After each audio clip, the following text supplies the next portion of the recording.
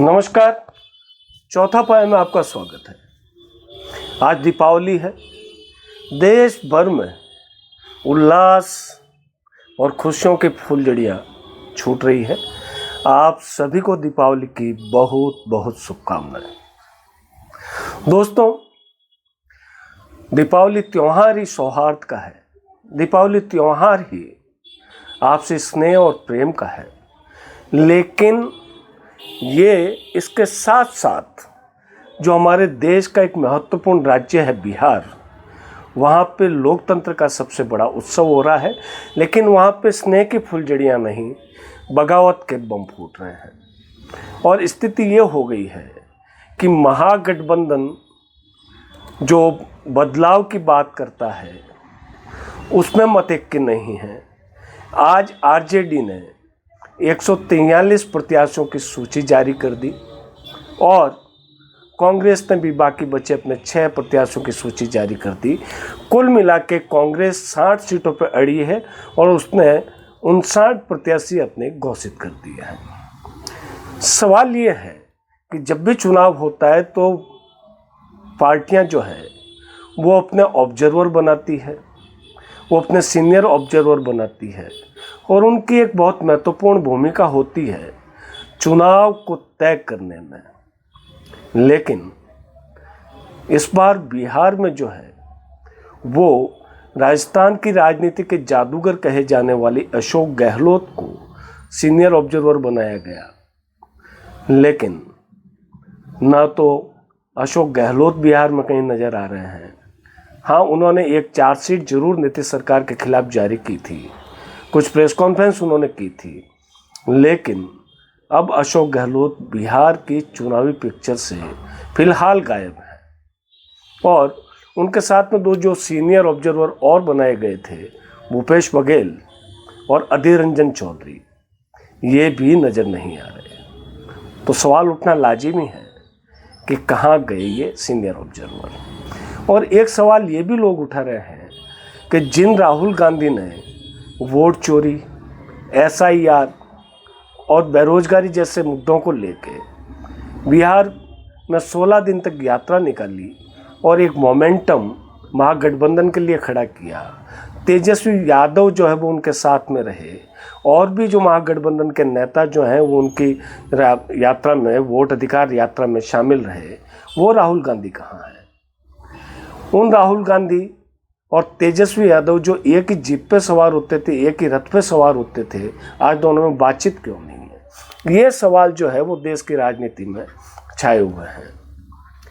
हमने आपसे पहले बात की थी और जिसमें हमने ये कहा था कि महागठबंधन की इसी लड़ाई के चलते प्रधानमंत्री नरेंद्र मोदी और अमित शाह बिना लड़े ही चुनाव जीतने की स्थिति में हो रहे हैं। लेकिन राजनीति है, राजनीति में परिस्थितियां कब बदल जाए कुछ कहा नहीं जा सकता। अभी 2 दिन से बिहार में एक बवाल चल रहा है। मोदी जी के एक मंत्री हैं गिरिराज सिंह, उन्होंने अल्पसंख्यकों पे वार करते हुए ये कहा कि नमक हरामों के वोट नहीं चाहिए। इसकी बड़ी वहाँ पे प्रतिक्रिया हो रही है। तो एक बार फिर मौका जो है वो महागठबंधन अपनी तरफ मतदाताओं को आकर्षित करने का हासिल कर सकता है। लेकिन फिलहाल सीट शेयरिंग की लड़ाई में इतनी उलझन है कि कोई नज़र नहीं आ रहा।